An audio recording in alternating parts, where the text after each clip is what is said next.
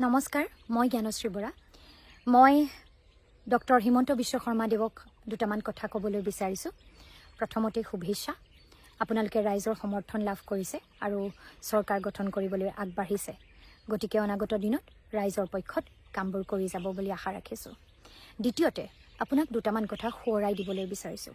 এইবাবেই কাৰণ কালি আপোনাৰ প্ৰেছ মিটত আপুনি মোক তাচ্ছিল্য কৰি দুটামান কথা কোৱা দেখিবলৈ পালোঁ। এই নিৰ্বাচনটো মোৰ প্ৰথম নিৰ্বাচন আছিল।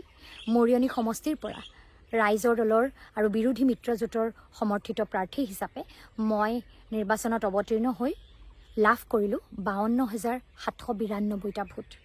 নিৰ্বাচনী প্ৰচাৰ মোৰ প্ৰাৰ্থিত্ব প্ৰদানৰ পৰা মৰিয়নিত প্ৰথমটো খোজ দিয়াৰ পৰা আৰম্ভ কৰি 35 দিনীয়া আছিল। আৰু আপুনি প্ৰথম নিৰ্বাচন খেলিছিল 1996 চনত। আপুনি লাভ কৰিছিল 29,318টা ভোট। যদি সেই সময়ত আৰু আজিৰ দিনত মৰিয়নি সমষ্টিৰ তুলনা কৰি পাৰ্চেণ্টেজৰ হিচাপতো চাওঁ, তেতিয়াহ'লে সেই সময়ত আপুনি লাভ কৰিছিল 34% ভোট আৰু মই এইবাৰ লাভ কৰিলোঁ 39% ভোট। আপুনি যোৱাকালি এক্সিট পলৰ কথা কৈ মোক তাচ্ছিল্য কৰি দুটামান কথা কোৱা দেখিলোঁ। সেইবাবে এইখিনি কথা ক'বলৈ মই বাধ্য হ'লোঁ। প্ৰথম নিৰ্বাচন মই নিজেই মৰিয়নিত জন্ম লাভ কৰা নাই। মোৰ বংশ পৰিয়াল কোনো আত্মীয় স্বজন মৰিয়নিত নাথাকে। তাৰ পাছতো দলীয় সতীৰ্থ বিৰোধী মিত্ৰজোঁটৰ প্ৰতিটো দলৰ সদস্যসকলৰ কষ্ট আৰু ত্যাগৰ ফলত মই এই ভোট পাবলৈ সক্ষম হ'লোঁ মাত্ৰ 35টা দিনত। আপুনি সেই সময়ত যেতিয়া নিৰ্বাচনত প্ৰথমবাৰৰ বাবে অৱতীৰ্ণ হৈছিল, তেতিয়া আপুনি আছিল অসমৰ এজন অতি শক্তিশালী ৰাজনৈতিক নেতা। তাৰ আগত আপুনি কটন কলেজৰ 3বাৰকৈ সাধাৰণ সম্পাদক হৈছিল। আপুনি কংগ্ৰেছ কৰিছিল আৰু সেই সময়ৰ অসমৰ আটাইতকৈ শক্তিশালী নেতা মুখ্যমন্ত্ৰী হিতেশ্বৰ শইকীয়াদেৱৰ চৰণত পৰি আপুনি নিজৰ ৰাজনৈতিক যাত্ৰা আৰম্ভ কৰিছিল। আপুনি তাৰ আগত আলফাও কৰিছিল, আছু কৰিছিল, অসমৰ আটাইতকৈ ডাঙৰ শক্তিশালী ছাত্ৰ সংগঠন আছুৰ জৰিয়তে। আৰু সেই সময়ত আপুনি ধনবল বাহুবলেৰে শক্তিশালী হ'বলৈ আলফা কৰিও টকা খবৰ গোটাই ৰাইজৰ ৰোষত পৰাৰ অভিযোগো বহু মানুহৰ মুখে মুখে প্ৰচলিত। আপুনি সেইদৰে নিজক শক্তিশালী কৰাৰ পৰৱৰ্তী পৰ্যায়ত সেই সময়ত শাসনত থকা কংগ্ৰেছ দলৰ মুখ্যমন্ত্ৰীজনৰ চৰণত থিতাপি লৈ আপুনি নিজক অৰ্থনৈতিকভাৱে ধনবলে বাহুবলে শক্তিশালী কৰিও তুলিছিল। কেৱল সিমানেই নহয়, নিৰ্বাচনত অৱতীৰ্ণ হোৱাৰ আগত হিতেশ্বৰ শইকীয়াদেৱৰ চৰকাৰৰ দিনত আপুনি কংগ্ৰেছৰ বহু শক্তিশালী এজন নেতা আছিল। আপুনি দলীয় দায়িত্বতো আছিল, আপুনি যুৱ কংগ্ৰেছৰ বিভিন্ন দায়িত্বত আছিল আৰু সেই দায়িত্বৰ জৰিয়তে আপুনি যথেষ্ট শক্তিশালী অৰ্থবলেৰে বাহুবলেৰে শক্তিশালী এজন নেতা হিচাপে নিজকে প্ৰতিষ্ঠিত কৰি তুলিছিল। আৰু তাৰ পাছত আপুনি প্ৰথমটো নিৰ্বাচনত অৱতীৰ্ণ হৈ 34% ভোট লাভ কৰিছিল। মোৰ তেনেকুৱা কোনো অতীত নাই। মই গোৱালপাৰা মহাবিদ্যালয়ত চৰকাৰী চাকৰিত 2.5 বছৰ কাল পাৰ কৰাৰ পাছত একাউণ্টত মাত্ৰ 2 লাখ টকালৈ মৰিয়নিত নিৰ্বাচনত অৱতীৰ্ণ হ'বলৈ আহিছিলোঁ। চৰকাৰত থকা দলৰ পৰা মই নিৰ্বাচন খেলা নাই।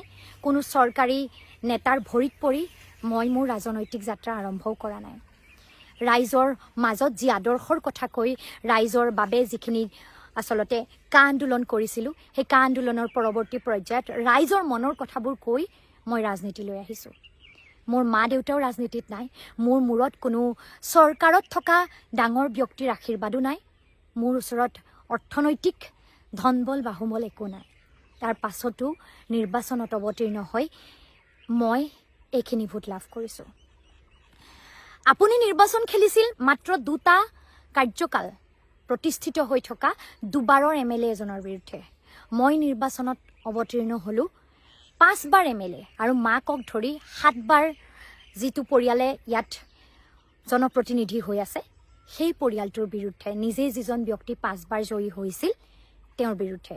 বিগত 35টা বছৰত যিজন ব্যক্তিৰ যিটো পৰিয়ালৰ আধিপত্য মৰিয়নিত আছে, সেই পৰিয়াল সেইজন ব্যক্তিৰ বিৰুদ্ধে। আৰু যিজন ব্যক্তি নিজেই কংগ্ৰেছৰ দিনত কংগ্ৰেছৰ শক্তিশালী নেতা, আজি বিজেপিৰ দিনত বিজেপিৰ শক্তিশালী নেতা হৈ আছে, সেইজন প্ৰাৰ্থীৰ বিৰুদ্ধে মই থিয় হৈছোঁ। তাৰ পাছতো 1 মাহত 52,792 জন ৰাইজৰ সমৰ্থন মই লাভ কৰিছোঁ। গতিকে এক্সিট পলৰ অপিনিয়নটো আপুনি মোক লৈ যিটো তাচ্ছিল্য কৰিলে সেয়া ছেডিষ্টিক প্লেজাৰৰ বাদ দি একোৱেই নহয়। ৰাইজে মৰম দিছে, ভালপোৱা দিছে, খুব কম সময়তেই দিছে। মই ৰাজনীতিত একেবাৰেই নতুন, ৰাজনীতি শিকা নাই, শিকিবলৈ মোৰ বহুত বাকী আছে। এয়া প্ৰথমটো খোজহে। আমি ৰাইজৰ দল ৰাজনীতিত একেবাৰেই নতুন। এয়া আমাৰ আৰম্ভণিৰ খোজবোৰহে আমি দিবলৈ আৰম্ভ কৰিছোঁ আৰু অনাগত দিনত ভুল শুদ্ধৰ মাজেৰে আমি ৰাইজৰ মাজত গৈ ৰাইজৰ মনৰ কথাবোৰৰ বুজ লৈ বহু কথা শিকি যাম, বুজি যাম।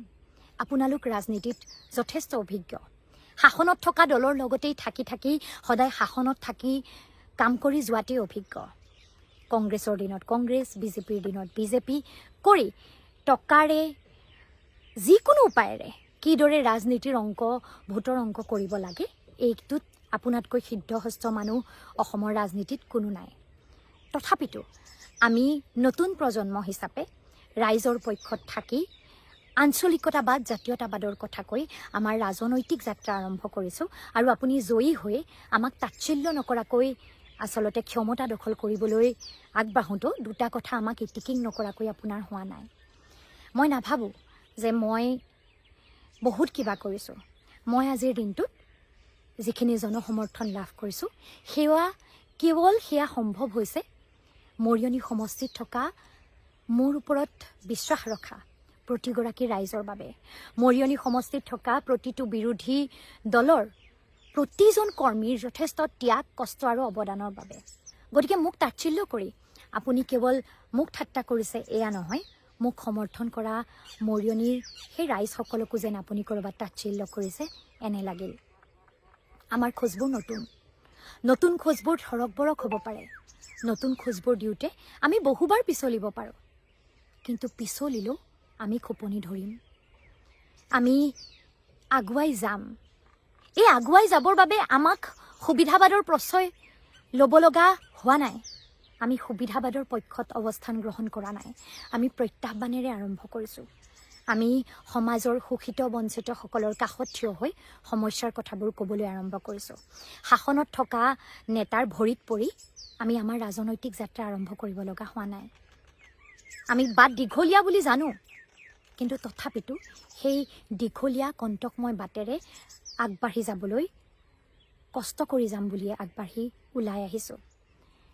আজিৰ দিনটোত আমি আৰম্ভণিহে কৰিছোঁ। অনাগত বহু সময় আমাৰ আছে। যিদৰে আপুনি 34% ভোট লাভ কৰি আজিৰ দিনটোত হেট্ৰিক কৰিছে, চেঞ্চুৰী মাৰিছে, সেইদৰে আমাৰ ওচৰতো দীঘলীয়া যাত্ৰা আছে।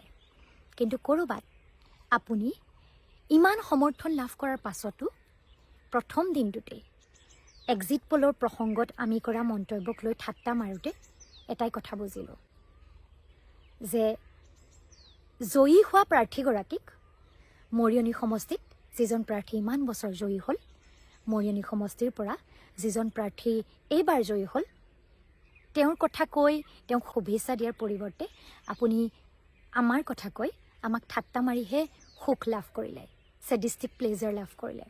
গতিকে ক'ৰবাত সেইখিনিতেই আমি জয়ী হৈছোঁ। সেইখিনিতেই আমি যে এটা প্ৰত্যাহ্বান আৰু আপোনাৰ মনত সংশয়ৰ সৃষ্টি কৰিবলৈ সক্ষম হৈছোঁ, এইটো আমি বুজি পালোঁ। আপুনি প্ৰমাণ কৰি দিলে যে অনাগত দিনত আমি আপোনাৰ বাবে প্ৰত্যাহ্বান হৈ পৰিছোঁ।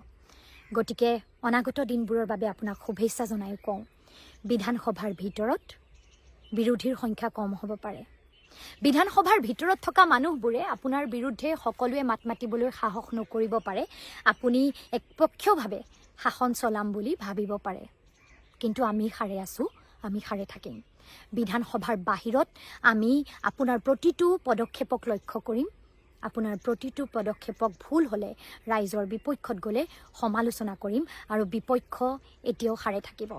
আমি ৰাইজৰ দলৰ প্ৰতিগৰাকী কৰ্মী, আমি ৰাইজৰ দলৰ প্ৰতিজন সতীৰ্থ যুঁজিবলৈ ওলাই আহিছোঁ আৰু আমি এই প্ৰত্যাহ্বান সৃষ্টি কৰি অনাগত দিনবোৰত যুঁজিম। গতিকে আপোনালৈ শুভেচ্ছা আৰু লগতে সাৱধানো, ৰাইজৰ বাবে কাম কৰি যাব। ক্ষমতাত আহিলোঁ বুলিয়েই অহংকাৰী আৰু মতলীয়া নহ'ব। ৰাইজে চাই আছে, নতুন প্ৰজন্মই চাই আছে। ধন্যবাদ জনাইছোঁ।